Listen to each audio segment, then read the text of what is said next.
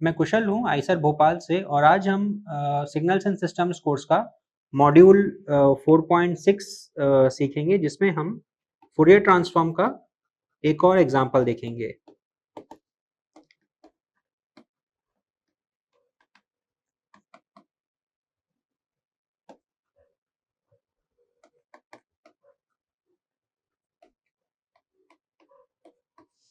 तो once again हमने पहले कुछ फूरियर ट्रांसफॉर्म के कुछ सिंपल एग्जांपल्स देखे थे, लेकिन पिछले मॉड्यूल में हमने देखा कि जो फूरियर ट्रांसफॉर्म की प्रॉपर्टीज होती हैं उनको यूज करके हम थोड़े से और कॉम्प्लिकेटेड फंक्शंस का फूरियर ट्रांसफॉर्म किस तरीके से आसानी से कैलकुलेट कर सकते हैं।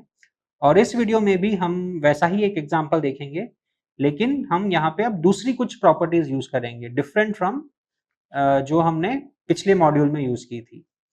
तो आइए एक सिंपल सा एक फंक्शन लेते हैं।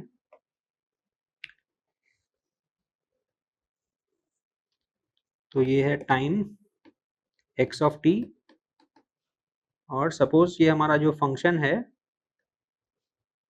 वो -1 से +1 तक डिफाइंड है।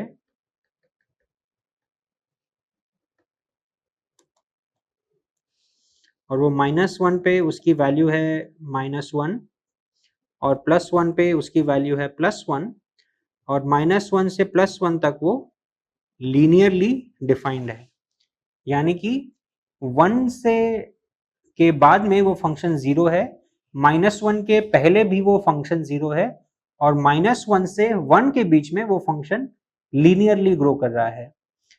तो इसका अगर आप फूरियर ट्रांसफॉर्म निकालना चाहें तो आप फूरियर ट्रांसफॉर्म का एक्सप्रेशन यूज करके कर सकते हैं, लेकिन उसको इंटीग्रेट करना थोड़ा सा कॉम्प्लिकेटेड होगा, इतना स्ट्रेट फॉरवर्ड नहीं होगा। लेकिन फूरियर ट्रांसफॉर्म की कुछ प्रॉपर्टीज यूज करके आप इसका फूरियर ट्रांसफॉर्म बड़ी आसानी से निकाल सकते हैं। तो जैसा कि हमने आपको पिछले मॉड्यूल में बताया था कि फूरियर ट्रांसफॉर्म की प्रॉपर्टीज यूज करने का जो बेसिक प्रोसेस है वो ये होता है कि आप अपने गिवन फंक्शन को, जो स्टैंडर्ड फंक्शंस हैं जिनका फूरियर ट्रांसफॉर्म हमें ऑलरेडी पता है, उन स्टैंडर्ड फंक्शंस के फॉर्म में रिप्रेजेंट कर सकते हैं और फिर वो रिप्रेजेंट करने के बाद में आप एक गिवन फंक्शन का फूरियर ट्रांसफॉर्म बड़ी आसानी से निकाल सकते हैं। तो जो स्टैंडर्ड फंक्शंस होते हैं वो क्या होते हैं? रेक्टेंगुलर पल्स हो गया, यूनिट स्टेप फंक्शन हो गया, डेल्टा फंक्शन हो गया, कॉस, साइन, फेजर, उस तरीके के जो स्टैंडर्ड फंक्शंस हैं हमें अपने गिवन फंक्शन को उनके फॉर्म में रिप्रेजेंट करना होगा। तो अब यहाँ पे हमारे पास दिया हुआ है एक लीनियरली इंक्रीजिंग फंक्शन, तो हम इसे अब स्टैंडर्ड फंक्शन के रूप में कैसे रिप्रेजेंट करें? हम ये जानते हैं कि अगर कोई लीनियरली इंक्रीजिंग फंक्शन होता है तो उसका जो डेरिवेटिव होता है वो कांस्टेंट होता है, और जो रेक्टेंगुलर पल्स होता है वो भी उसी तरह का फंक्शन होता है, वो भी कांस्टेंट होता है इन अ गिवन रेंज। यानी कि हम इस फंक्शन को डिफरेंशिएट करके एक रेक्टेंगुलर पल्स के फॉर्म में रिप्रेजेंट कर सकते हैं। तो आइए इसे डिफरेंशिएट करते हैं। इसे हम अगर डिफरेंशिएट करेंगे तो सपोज जो हमारा नया फंक्शन है उसे हम g ऑफ t रिप्रेजेंट करते हैं। g of t is equal to dx by dt। और मैं एक बार फिर से बता दूं कि हम इसको डिफरेंशिएट इसलिए कर रहे हैं क्योंकि एक लीनियरली इंक्रीजिंग फंक्शन को डिफरेंशिएट करने से हमारे पास कांस्टेंट आता है, और जो कांस्टेंट फंक्शन होता है उसका फूरियर ट्रांसफॉर्म हम ऑलरेडी स्टैंडर्ड फंक्शंस के द्वारा जानते हैं। तो इसे हम अगर डिफरेंशिएट करेंगे तो ये क्या होगा?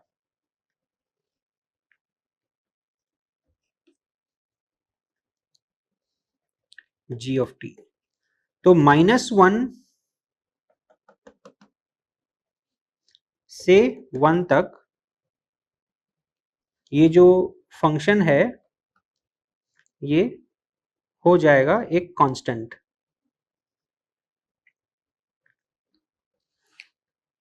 जिसका मैग्नीट्यूड क्या होगा? मैग्नीट्यूड हमें मिलेगा इस लाइन के स्लोप से। इस लाइन का स्लोप क्या है? y का डिस्टेंस बाई x का distance between any two given points. तो y का डिस्टेंस कितना है? Unity, because this is equal to unity and this is also equal to unity. तो इसका slope will be equal to 1, यानी कि इसकी जो डेरिवेटिव की जो मैग्नीट्यूड है that will be equal to 1। लेकिन जो हमारा x ऑफ t है वो -1 पे और 1 पे डिसकंटिन्यूअस है, यानी कि इसका जो डेरिवेटिव है वो -1 पे और 1 पे एक फाइनाइट नंबर नहीं हो सकता है, क्योंकि ये फंक्शन डिसकंटिन्यूअस है उन दोनों पॉइंट्स पे। तो उनका डेरिवेटिव क्या होगा, जैसा कि हमने फर्स्ट वीक के मॉड्यूल्स में देखा था कि जो इस तरह के डिसकंटिन्यूअस फंक्शंस होते हैं उनका डेरिवेटिव हम डेल्टा फंक्शन यूज करके रिप्रेजेंट कर सकते हैं। तो क्योंकि यहाँ पे जो डिसकंटिन्यूटी है वो यूनिट मैग्नीट्यूड की है दोनों जगह पे, तो उसका जो डेरिवेटिव होगा वो होगा डेल्टा फंक्शन। और डेल्टा फंक्शन का डायरेक्शन क्या होगा, t इक्वल टू -1 पे ये फंक्शन डिक्रीज कर रहा है बाय यूनिट मैग्नीट्यूड, और t इक्वल टू 1 पे भी ये फंक्शन यूनिट मैग्नीट्यूड से डिक्रीज कर रहा है, यानी कि दोनों ही पॉइंट्स पे ये जो फंक्शन है ये माइनस डेल्टा फंक्शन के रूप में रिप्रेजेंट होगा। So this will be minus delta of t plus 1 क्योंकि ये लेफ्ट साइड में शिफ्टेड है बाय यूनिट मैग्नीट्यूड, और ये वाला होगा minus delta of t minus 1 क्योंकि ये राइट साइड में यूनिट मैग्नीट्यूड से शिफ्टेड है। तो हमारा जो डेरिवेटिव है x ऑफ t का वो तीन फंक्शंस का सम है। पहला फंक्शन है ये रेक्टेंगुलर पल्स फ्रॉम -1 to 1, फिर है ये डेल्टा फंक्शन, और ये है दूसरा delta function.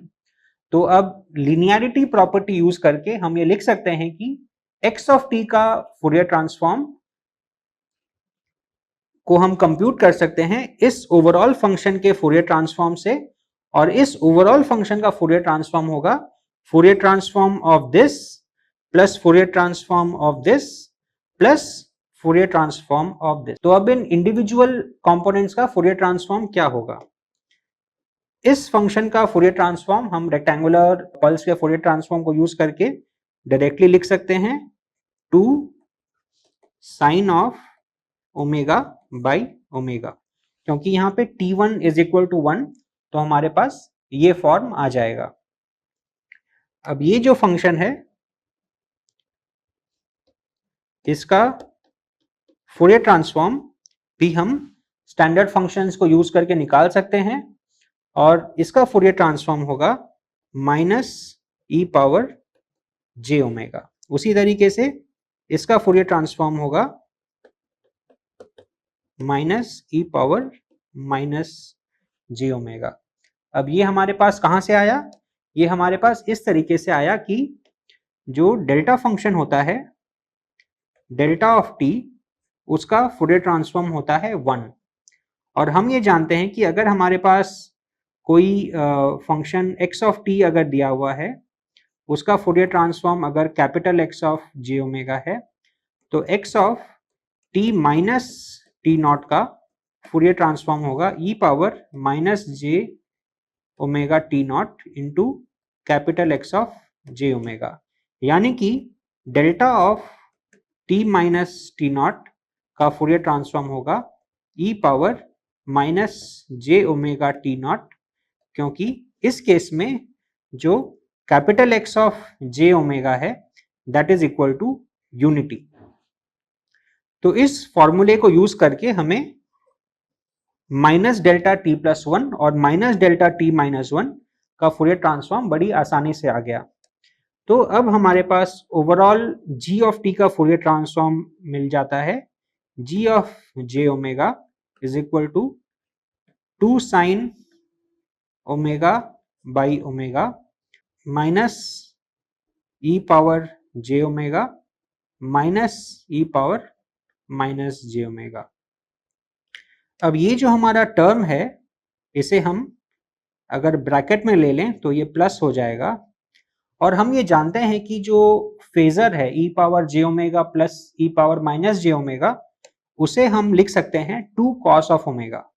So this is equal to 2 sine of omega by omega minus 2 cos of omega. तो अब हमारे पास capital G of j omega का एक्सप्रेशन आ गया है। अब हमें निकालना है x ऑफ t का एक्सप्रेशन g के एक्सप्रेशन को यूज करके। तो यहां पे हम फूरियर ट्रांसफॉर्म की इंटीग्रल प्रॉपर्टी को यूज कर सकते हैं। इंटीग्रल प्रॉपर्टी हमें यह बताती है कि if g of t is dx by dt, that implies that x is equal to integral of g tau d tau from minus infinity to t। तो इस केस में जो capital X of j omega होगा that will be equal to g of j omega divided by j omega plus pi g of 0 delta of omega. ये हम पहले एक module में डिराइव कर चुके हैं, तो आपको अगर याद नहीं है तो आप वापस से इंटीग्रल प्रॉपर्टी वाला मॉड्यूल देखिए, जिससे आपको ये समझ में आ जाएगा कि अगर x ऑफ t अगर g ऑफ t का इंटीग्रल है तो उसका फूरियर ट्रांसफॉर्म इस फॉर्मेट में किस तरीके से होगा। अब यहाँ पे g ऑफ j ओमेगा तो हमें ऑलरेडी पता है, तो वहां से हम g ऑफ 0 भी आसानी से निकाल सकते हैं। यहाँ पे अब हम अगर ओमेगा इक्वल टू 0 अगर सब्स्टिट्यूट करेंगे तो क्या आएगा, sine of omega by omega at omega equal to 0 will be equal to 1, जो कि हम ऑलरेडी देख चुके हैं।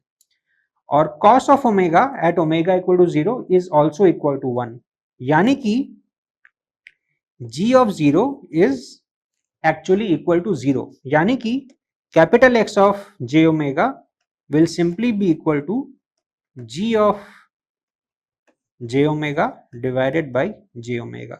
अब g ऑफ j ओमेगा का एक्सप्रेशन ऑलरेडी है हमारे पास में, तो उसको सिंपली j ओमेगा से डिवाइड करके हमारे पास capital X of j omega का एक्सप्रेशन आ जाएगा। तो ये है एक सिंपल सा एग्जांपल जहां से हम अप्रिशिएट कर सकते हैं कि फूरियर ट्रांसफॉर्म की प्रॉपर्टीज को यूज करके किस तरीके से फूरियर ट्रांसफॉर्म कैलकुलेट किया जाए। तो हमने इसको कैसे किया, सबसे पहले हमने ये देखा कि जो गिवन फंक्शन है उसका हम अगर डेरिवेटिव लें तो वो एक कांस्टेंट फंक्शन के रूप में हम उसे रिप्रेजेंट कर सकते हैं, और कांस्टेंट फंक्शंस का फूरियर ट्रांसफॉर्म हम ऑलरेडी जानते हैं स्टैंडर्ड फॉर्मूलाज के माध्यम से। तो हमने जब उसको डिफरेंशिएट किया तो हमारे पास एक रेक्टेंगुलर पल्स आया और दो डेल्टा फंक्शंस आए, जिनका फूरियर ट्रांसफॉर्म भी हम जानते हैं बाय यूजिंग दीज प्रॉपर्टीज। तो ये जो सारी शिफ्टिंग प्रॉपर्टीज को यूज करके फिर हमारे पास capital G of j omega आ गया, और फिर इंटीग्रल प्रॉपर्टी को यूज करके हमने कैपिटल X का एक्सप्रेशन डिराइव कर लिया। Thank you.